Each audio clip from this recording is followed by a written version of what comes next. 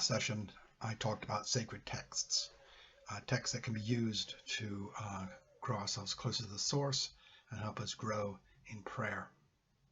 Today, I'd like to talk about one method of using those sacred texts in prayer, and it's called Lectio Divina. Now, Lectio Divina, or divine reading, comes out of the Christian tradition and was very much originally based around the Christian Bible.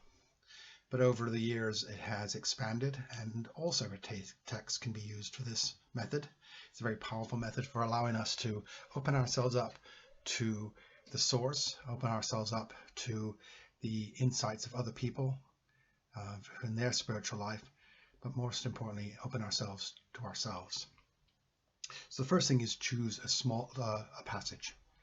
It should be a short passage, not very long, a poem, maybe the stanza of a poem, a couple of verses from a sacred text, maybe even a paragraph or less of some prose work, but something that will allow you to connect with the source, written to uplift you spiritually and make you more aware of your life. After you've chosen your passage, quiet yourself. As we talked about in session 6, get yourself in a place where prayer is possible. Once you've done that, start to read the text. Now, it's very important. We're reading this not to gain information, not to engage with the thought behind it, but as a way of opening ourselves. So we read the passage very, very slowly. Maybe read it a number of times. And what we're looking for is, what does the passage say? We don't think about the author. We don't think about the context in the wider work. We don't think about the argument might be made or whatever other things we might bring to the text. We're asking the text to speak to us.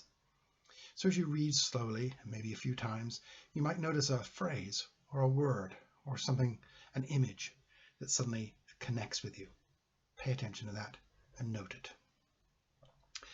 The second part is to meditate on the text. And what that means is simply to allow it and what I would call bounce around inside you.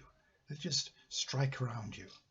And maybe it will be, again, a word or a phrase and you just repeat it to yourself mentally a number of times. You let it sort of just sink into you. Maybe after you've done that for a few minutes, you'll find that another phrase from the text strikes you. Or maybe there's some connection between what's being said and some other part of the text that strikes you. And you become aware that the text is leading you somewhere. One I've been recently doing, it was this written by a woman named Joanne Krager, who is a poet, and it was her ability to take the everydayness of her life, washing dishes, cleaning the house, and making sense of how that fits in with her spiritual life. So that connection between the ordinariness of life and the wonder of prayer and being part of something larger. So just allow the text to speak to you. Allow the text to bounce around inside you. Now, as always, things will interfere with us, and our minds will be drawn away to what's going to happen next, what jobs we have to do, what shopping we have to do, maybe go back to something, a television show we were watching another night, or something we were reading. As always, welcome them as your guests, and go back to allowing the text to bounce around inside you, to speak to you, and to affect you. Do not intellectualize. Do not try and understand this in some intellectual way. That's not what we're trying to do. Do not try and write a paper about it. Do not try to understand where it fits in context or whatever else. Just allow the text to speak to you. The next stage is what's called an opening or a dialogue, which is really allowing the text to become part of you. Try and understand what the text is saying to you. Now, this isn't normally meant to be, I'm now going to go and change my life, or I'm going to do this or not do that or whatever. It's allowing the text to become a spotlight in your life, and maybe shine something into so you understand yourself better. Perhaps it will spotlight some anger you have. Perhaps it will spotlight some fear you have. Perhaps it will spotlight some concern that you have about your attitude towards the world. Going back to that text that I talked about with Joanne Krager, it underlined to me how I was wandering through the world and not noticing nature, not noticing the great beauty that I was surrounded by. And that beauty would bring me closer to the source and make me fuller in life. That I quite often fall into the idea that God and spirituality is this thing to do the great things, when often it's in the detail. So it spotlighted that for me. It's not so much about what should I now do as what should I be, or who am I, or where do I fit in this place. It's not about me going out to change my life, but to live my life. And then we finish with a session of contemplation meditation.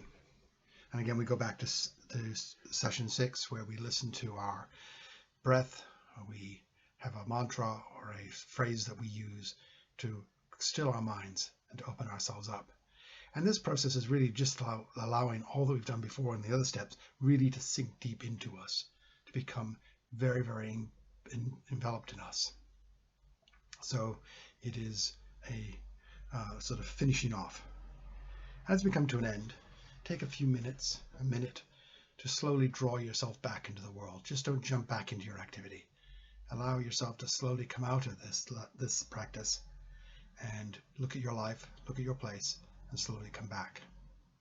And then, and I would also recommend giving at least 10 or 15 minutes. Perhaps you might want to note it in a diary on a piece of paper, what you acquired from this, so you could sort of really keep it in your heart and keep it in your mind for the rest of the day or for time to come.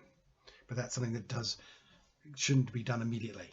Give a bit of space before you document it in that way. So Lectio Divina, divine reading, a way to reach the source.